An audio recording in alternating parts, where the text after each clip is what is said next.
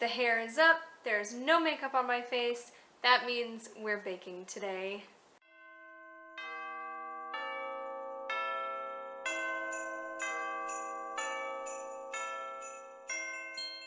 Hey everybody, thanks for coming back to the channel. Hopefully you're enjoying the 12 Posts of Christmas series so far. It's been such a fun time for me to be bringing things to you and to be celebrating the Christmas season, and we're going to continue that today.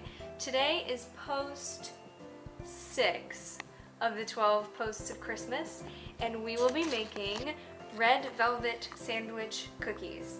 I have given cookies as gifts for the past couple of years to people like my husband's boss or people at our church. Sorry, the dogs just walked by, so. Say hi, pups. Say hey. First things first, here's what you need to make these red velvet sandwich cookies. You will need a couple of baking pans. Now I only have one like this. This one's perfect. It holds a lot of cookies, but this one will work as well. 2 eggs in a large mixing bowl. Butter, you'll need 6 tablespoons of butter. 1 teaspoon of vanilla extract. And of course, you need some red velvet cake mix, and I'm using Duncan Hines. I don't think it really matters that much which one you use, but this is the one that I'm using. Oh, another thing that you need is cooking spray, so I'm gonna go get that down.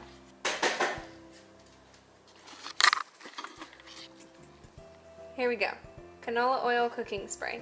I'm not sure if this is the best kind to use, but this is the kind I'm using. You can use whatever cooking spray is right for you. Okay, so I've gone ahead and set my oven to 375 degrees, so that's preheating. And I have also greased my cookie sheets using my cooking oil, and now I'm gonna get started on mixing everything together. What you wanna do is combine the cake mix, the eggs, the vanilla, and oh, we actually have to melt, by the way. You'll need this to be melted. So we're gonna melt this, and then we're gonna combine all of these things in this bowl and stir it with a wooden spoon. Let's do it.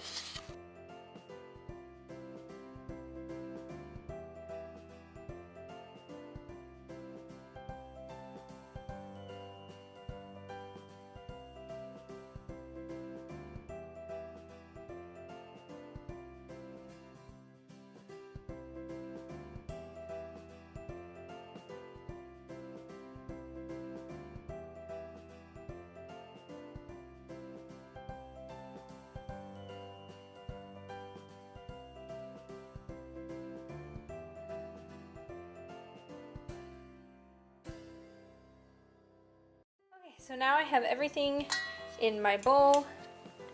This would be the cake mix, 2 eggs, butter, and the vanilla extract, and I'm gonna go ahead and start mixing it.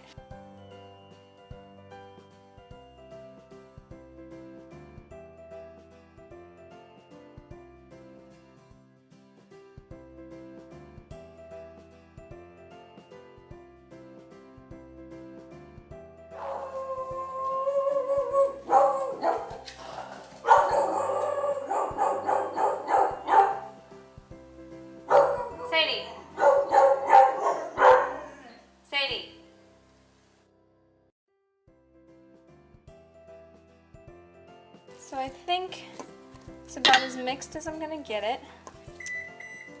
Oh, that's my oven, it's preheated. Now that it's thickened up a little bit, we're gonna roll this into balls and place them on our cookie sheets.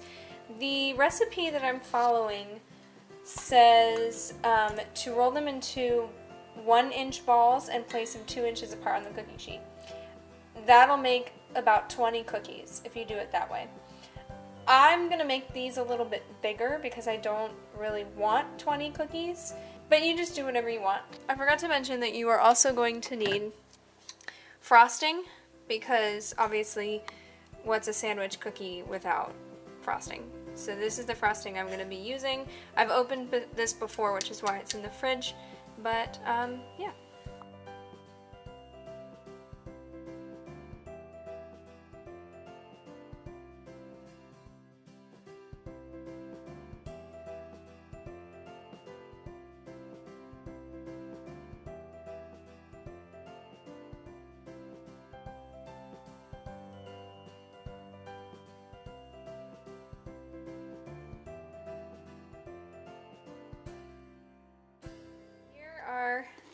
my little balls of dough. I kind of squished them a little bit too, just because I want these to really kind of flatten out and look like regular cookies.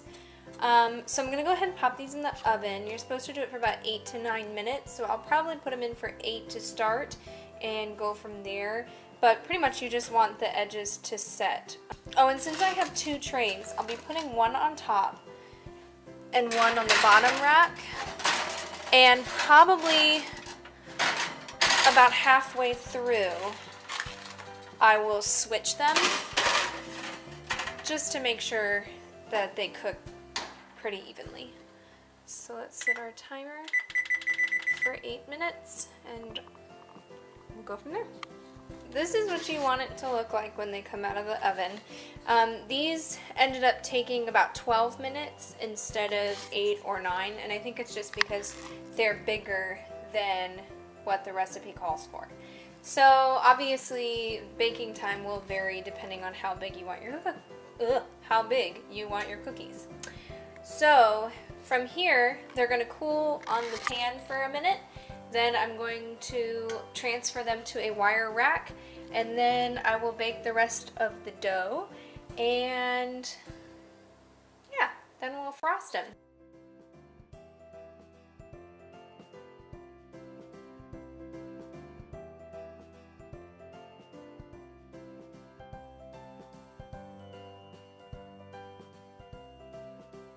Now that they're all out of the oven and they have cooled completely, I'm going to go ahead and frost them. Now I made 24 here. There's 24 individual cookies.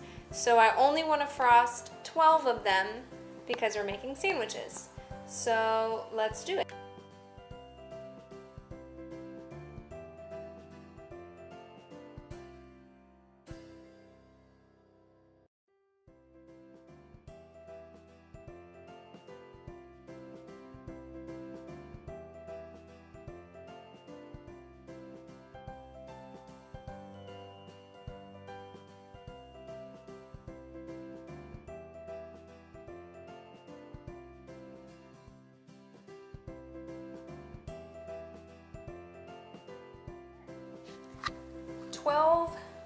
Red velvet sandwich cookies. Oh, these are great. They're awesome. Let's try one.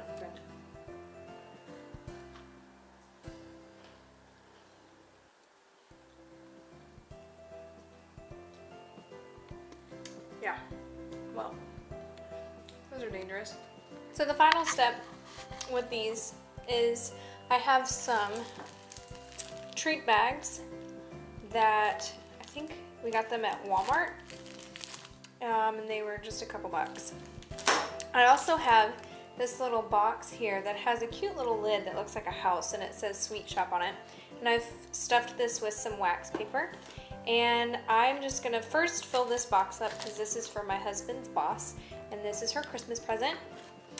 And then I will divide the rest out into either treat bags or cookie tins, and yeah, that'll be it.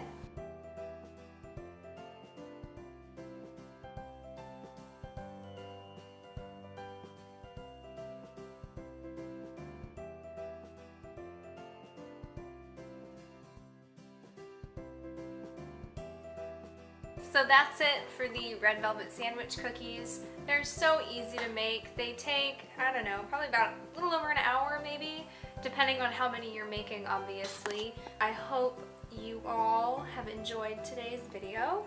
I hope it's given you some inspiration. Maybe you have a Christmas party coming up, or you were not sure what to give your coworkers for Christmas or something like that, and this gave you an easy option. I will list the ingredients in the blog post, so if you're watching this on YouTube, I will link the blog post in the description below, and I will list all the ingredients that I used and how much I used and whatnot.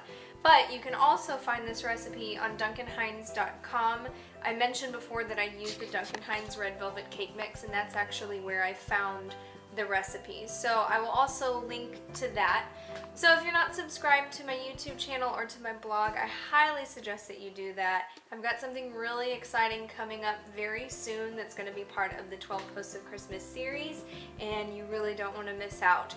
If you haven't caught up on all of the posts so far, head over to the blog and do that. We've had a book review, I shared some last minute stocking stuffers, I had a ColourPop mini haul, which was fun. Well, I guess that's it for me today. I hope you guys are having a fantastic Monday, and I will catch you guys next time. See ya!